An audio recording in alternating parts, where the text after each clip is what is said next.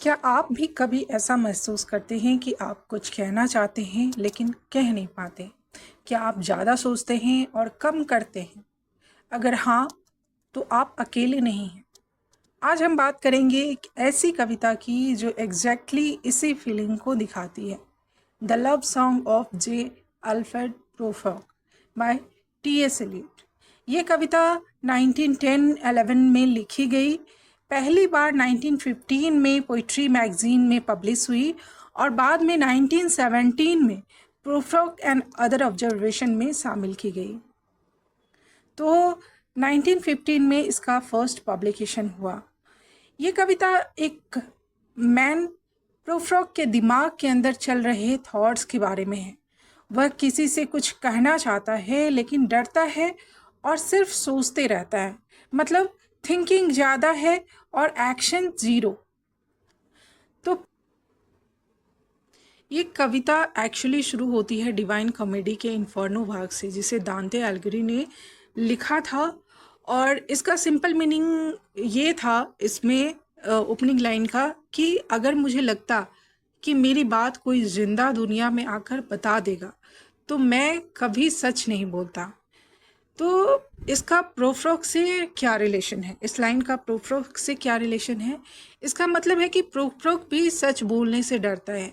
वो अपने थॉट्स सिर्फ इसलिए बोल रहा है क्योंकि उसे लगता है कि कोई उसे जज नहीं करेगा, कोई सुन नहीं रहा है ना। तो वो अपने ही थॉट को अपने मन में ही रख के बाहर नहीं निकालता, अपने ही मन में उसको अपने थॉट्स को घुमाते रहता है ना, सोचते रहता है, ओवर थिंक करते रहता है। बाहर दुनिया के सामने नहीं बोलता कि लोग उसे जज करेंगे, लोग उसका मजाक उड़ाएंगे, है ना। तो इससे ये रिलेशन है कि जैसे दांते में सॉल जो है हेल में ट्रैप्ड है ना, सॉल जो आत्मा है वो हेल में ट्रैप्ड है, वैसे ही प्रूफर्क भी अपने ही माइंड में ट्रैप्ड है ना। तो अब मैं कुछ हाई वैल्यू जो लाइंस हैं एग्जाम पॉइंट्स के, उसको हम लोग देख लेते हैं। जैसे कि ये इंपॉर्टेंट लाइन्स है, let us go then you and I ना। वह किसी को इनवाइट कर रहा है लेकिन अनक्लियर है कि यू कौन है ना। तो यू अब रीडर है कि उसका इनर सेल्फ है, ये अनक्लियर है। फिर वो कहता है डू आई डेयर, ये डू आई डेयर, तो ये बार बार रिपीट होता है कि क्या मैं हिम्मत करूं। तो इनडिसीजन जो उसके मन में है, फियर है, वो इससे इस लाइन से पता चलता है। फिर वो कहता है do I dare to eat a peach, है ना। स्ट्रेंज लगता है बट इम्पॉर्टेंट है ना, कि खाना भी छोटी चीज़ है कि कुछ खाना है तो वो भी उससे रिस्की लगता है ना। अब वो इतनी इनसिक्योरिटी में है कि सिंपल चीज़ें करने से भी डरता है। I have non them already ना, वो सोसाइटी को जानता है लेकिन वह फिर भी कनेक्ट नहीं कर पाता, एलिनेशन है। पूरी कविता में सिर्फ प्रूफर्क बोल रहा है, बाकी कोई जवाब नहीं देता। वह हमसे या खुद से बातें कर रहा है। ओपनिंग लाइन्स है, evening is like a patient thrice upon a table. शाम को सुंदर नहीं दिखाया, यहाँ इस ओपनिंग लाइन में शाम को सुंदर नहीं दिखाया गया बल्कि डेड बॉडी जैसा बताया गया है। तो यहाँ पे मॉडर्न लाइफ और उसके कैसा मॉडर्न लाइफ लाइफलेस और बोरिंग हो गया है उसको सिम्बलाइज किया गया है।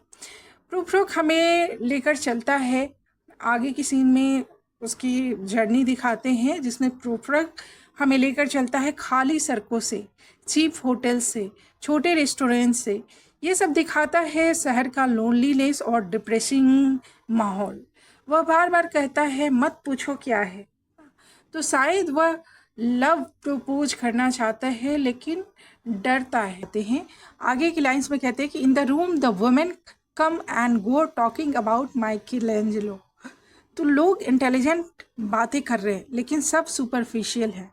प्रूफर्क अनकंफर्टेबल फील करता है। देयर विल बी टाइम, जो लाइंस है आगे बोलता है देयर विल बी टाइम। वह खुद को समझाता है कि अभी टाइम है, बाद में कर लेंगे। तो रियलिटी क्या है कि वो सिर्फ डिले कर रहा है। प्रूफर्क सोचता है कि लोग उसके बारे में क्या सोचेंगे, लोग उसके बालों पे हंसेंगे, उसकी बॉडी को जज करेंगे, मतलब वो बहुत ही इनसिक्योर है। कहता है I have measure out my life with coffee spoon उसकी ज़िंदगी छोटे छोटे बोरिंग मोमेंट्स में गुजर गई। तो कोई एक्साइटमेंट नहीं है उसकी लाइफ में। वह सोचता है क्या मैं बोलूँ, क्या मैं डिस्टर्ब करूँ, लेकिन हर बार डर जाता है, वह कभी कुछ नहीं कर पाता है।